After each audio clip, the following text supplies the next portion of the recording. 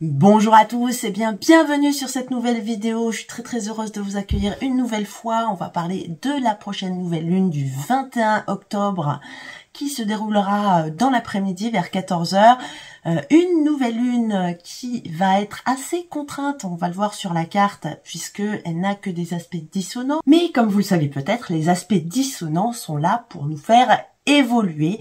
Et oui, sans blocage, eh bien, on n'avancerait pas. Si tout était tranquille, toujours, eh bien, on se reposerait sur notre canapé et vive Netflix, j'ai envie de dire. Non, là, on va vraiment avoir une possibilité d'évolution et on va parler beaucoup de relations, justement. Nous sommes dans le signe de la balance, à la fin du signe de la balance, donc un aspect relationnel qui, normalement, à ce degré-là, 28 degrés, devrait être maîtrisé. Est-ce que c'est le cas? Est-ce que ce n'est pas le cas? C'est toute la question que va nous proposer cette nouvelle lune. Alors, avant de commencer, petite parenthèse, vous savez que j'ai une actualité qui est assez mouvementée en ce moment.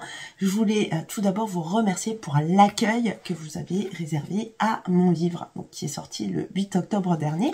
Donc, merci à tous pour vos encouragements, à tous ceux qui l'ont acheté, et certains l'ont même déjà lu, figurez-vous, puisque j'ai déjà eu des retours, donc des bons retours en plus. Donc, c'est vrai que j'ai mis pas mal de mois là-dedans, donc c'est toujours un petit peu difficile, on sait jamais comment son bébé va être accueilli.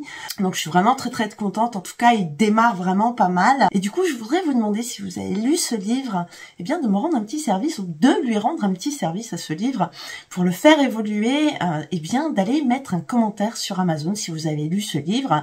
Alors un commentaire honnête, de dire ce que vous avez pensé dessus, bien entendu, histoire que eh bien les gens qui tombent sur ce livre et qui ne me connaissent pas sachent à peu près à quoi ils vont s'attendre, puisque, bon, vous le savez, ma mission c'est de vulgariser l'astrologie, de lui redonner toutes ses lettres de noblesse et de véhiculer le vrai message des signes autrement que par les horoscopes, bien entendu.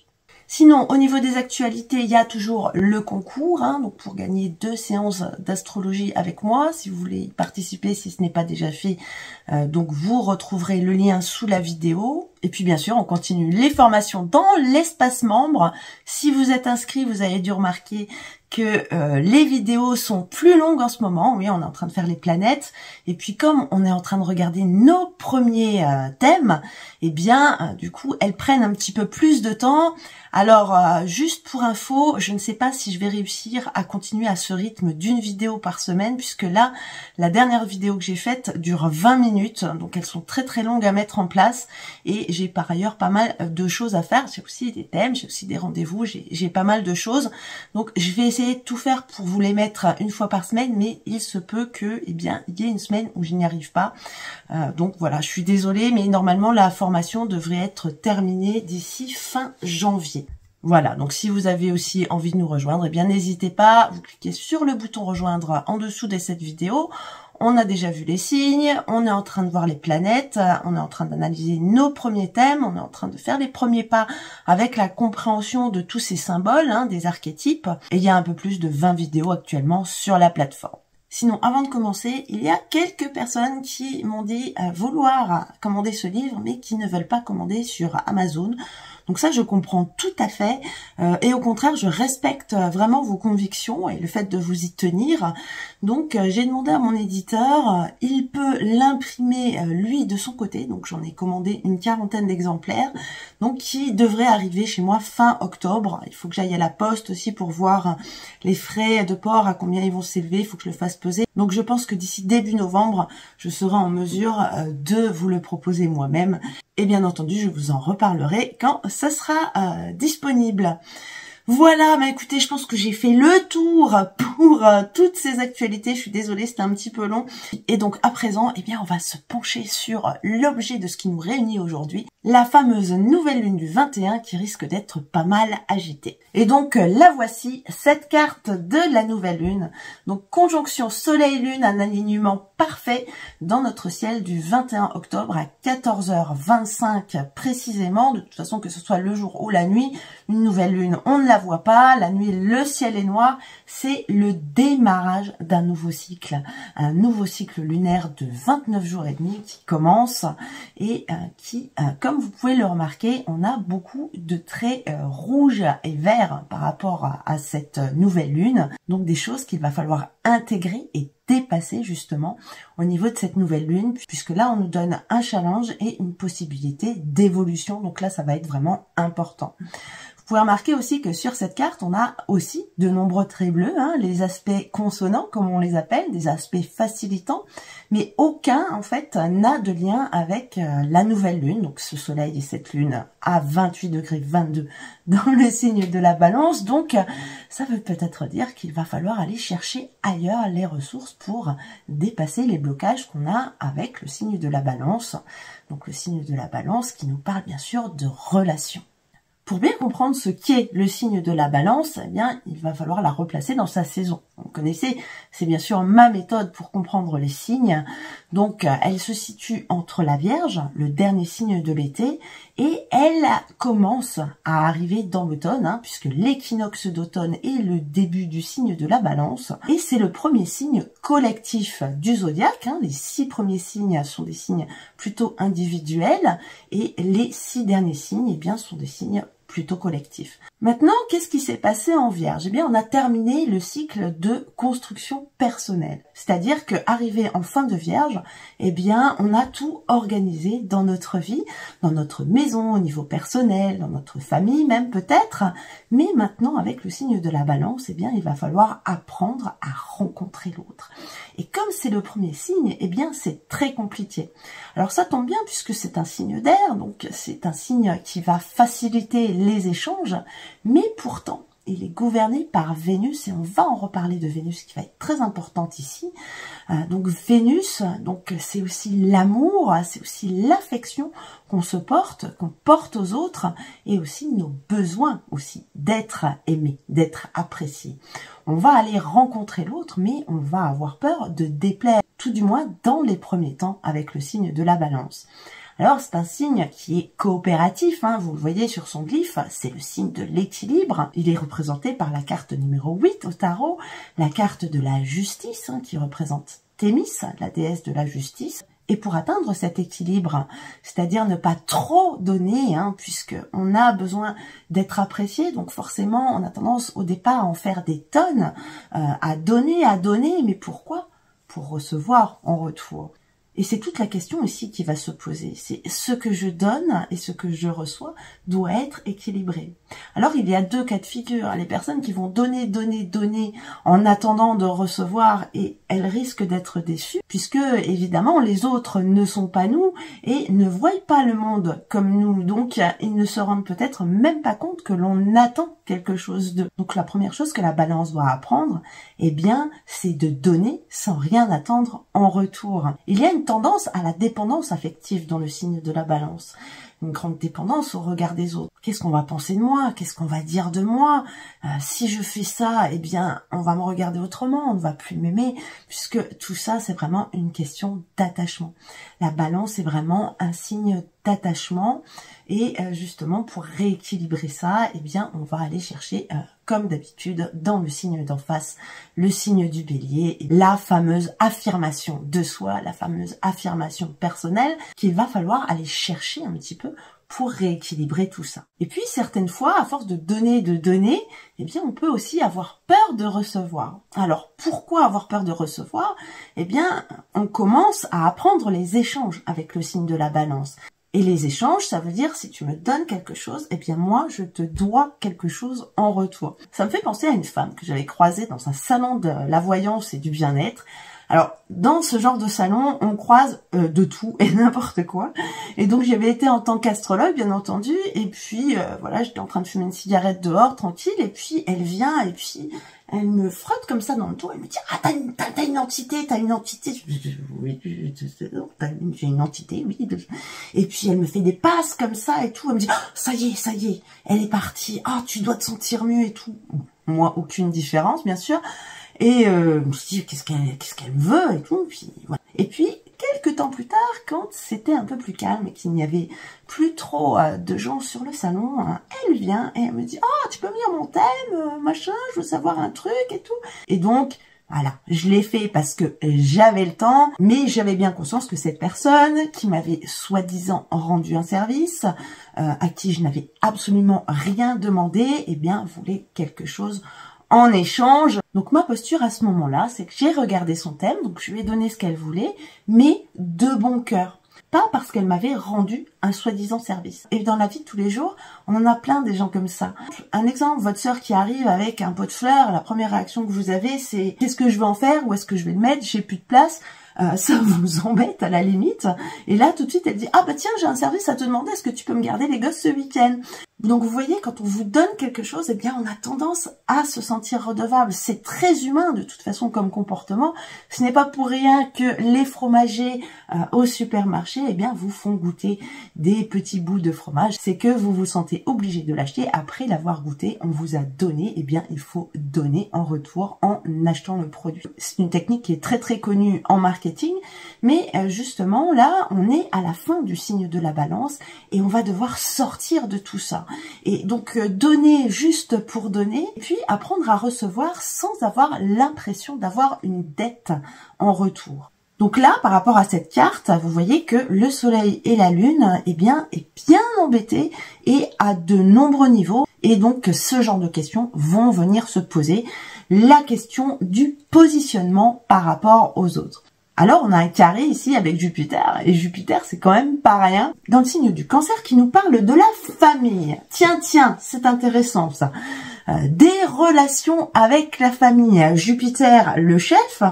Quel est le chef de famille, entre guillemets, chez vous? Qui est-ce qui a l'autorité dans votre famille? Ça peut être le père, le patriarche, le grand-père, mais quand ils ne sont plus là, ça peut être le frère, un beau-frère, quelqu'un qui a l'autorité dans la famille et qui veut justement imposer sa loi.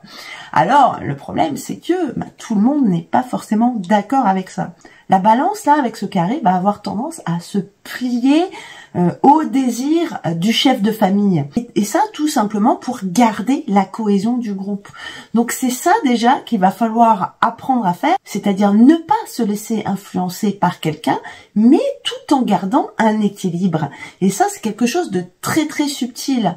De l'autre côté, on a Pluton. On a le besoin de liberté, puisqu'il est dans le signe du Verseau. On a envie de tout casser. Et ça nous questionne sur notre besoin de liberté. Alors, cette question de liberté, d'autonomie, pourrait trouver un début de réponse dans les signes du Bélier et le signe des Gémeaux. Vous voyez, on a deux quinconces, là. Donc, le premier, c'est avec Neptune, qui est en Bélier. Et donc, il nous demande d'avoir confiance en nous. Eh oui, pas de liberté sans un minimum, je dis un minimum de confiance en soi. Donc, c'est déjà quelque chose qu'on va pouvoir travailler, mais ce n'est pas forcément très simple. Et l'autre quinconce est avec Uranus, donc la planète de la liberté, qui nous demande justement d'améliorer nos échanges, vu qu'il est dans le signe des Gémeaux, donc améliorer nos rapports à l'information et aux interactions. Alors, que faire à ce moment-là? Eh bien, on va aller trouver la solution dans la planète qui maîtrise le signe de la Balance, à savoir Vénus, qui est ici à 9 degrés du signe et qui est donc chez elle, dans son signe. Donc, Vénus est restée pas mal de temps dans le signe de la Vierge, où elle n'était pas bien. Aujourd'hui, elle est enfin revenue chez elle et elle déploie justement toutes ses forces harmonieuses, on va dire. Donc, on est vraiment là sur une période qui insiste là-dessus, qui insiste sur les relations apaisées, sur l'absence de conflit. Et vous voyez, on a des accords de paix là qui sont en train de se faire à Gaza. Et bien tout cela a été fait sous un ciel avec une forte influence du signe de la Balance. Mais attention, puisqu'il n'y a pas qu'une planète en dominance sur ce thème. Vous le savez, on en a déjà parlé, Mars est dans le Scorpion, ça fait un petit moment qu'il y est, et il prend sa place. Et le Scorpion va être très intéressant ici, et il peut nous donner un début de solution à nos problèmes relationnels. Donc que nous dit le Scorpion ? Eh bien, après avoir dit oui tout le temps en Balance, eh bien avec le Scorpion, on va apprendre à dire non. On est beaucoup plus radical et au degré où se situe cette nouvelle lune, eh bien on est presque en Scorpion.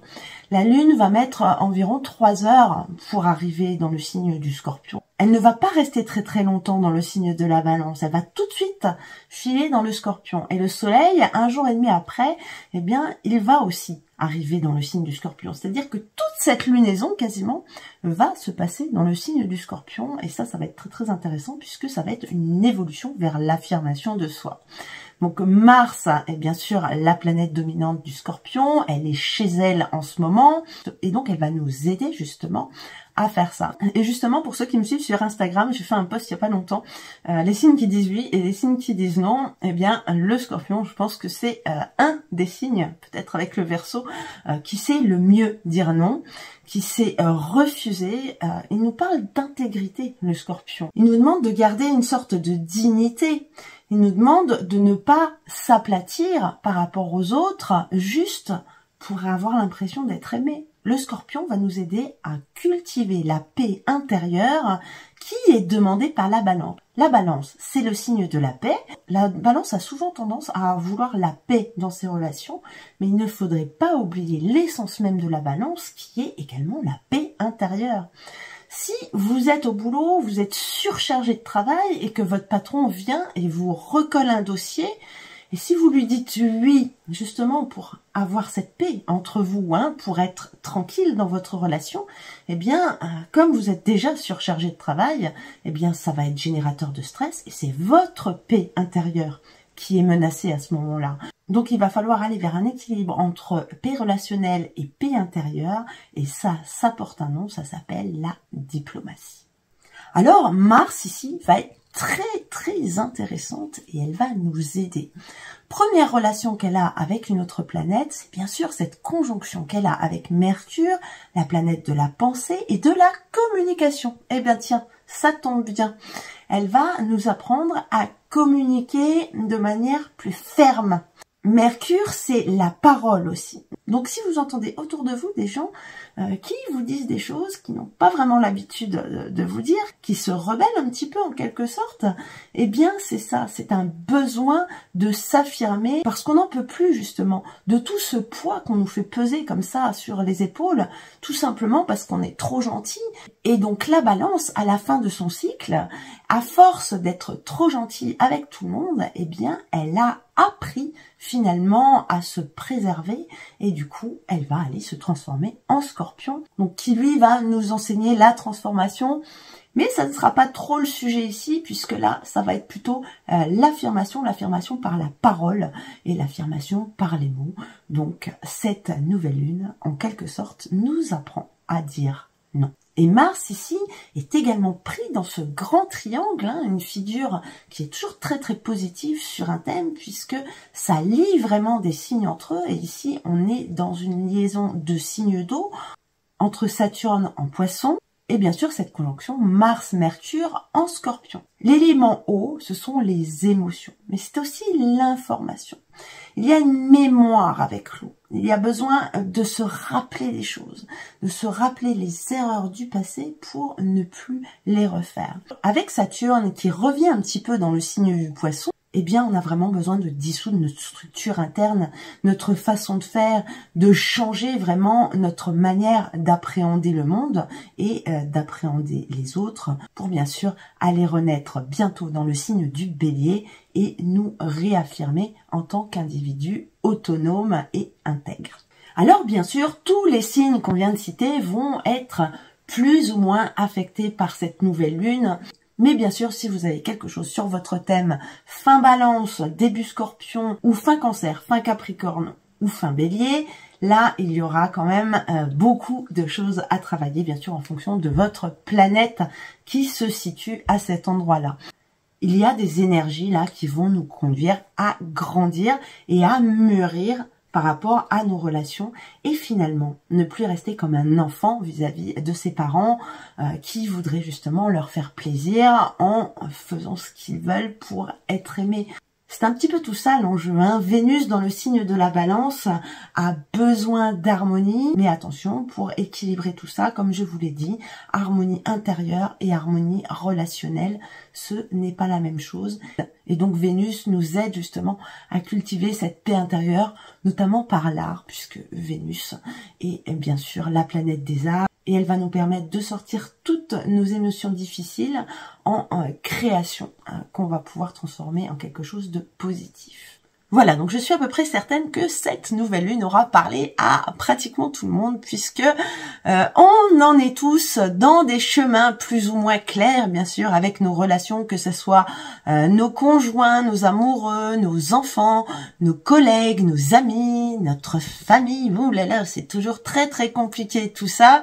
Voilà, donc c'est le courant énergétique qu'on va nous proposer de travailler durant le début de la semaine prochaine, hein. On va déjà commencer à le ressentir à partir de lundi, et puis à partir de mardi soir, lorsque la lune va aller en Scorpion, eh bien, ce n'est pas dit que tout soit facile, puisque pour s'affirmer, eh bien, il faut des fois oser aller combattre ses idées, bien entendu. Voilà donc pour cette nouvelle lune. J'espère que vous êtes alignés avec les énergies du moment. Il y a quand même une possibilité de croissance. Si vous avez aimé cette vidéo, n'hésitez pas à la liker, à soutenir la chaîne en vous abonnant si ce n'est pas déjà fait, et puis à la partager si vous connaissez quelqu'un qui s'intéresse à l'astrologie. Sur ce, je vous souhaite une très bonne nouvelle lune à tous.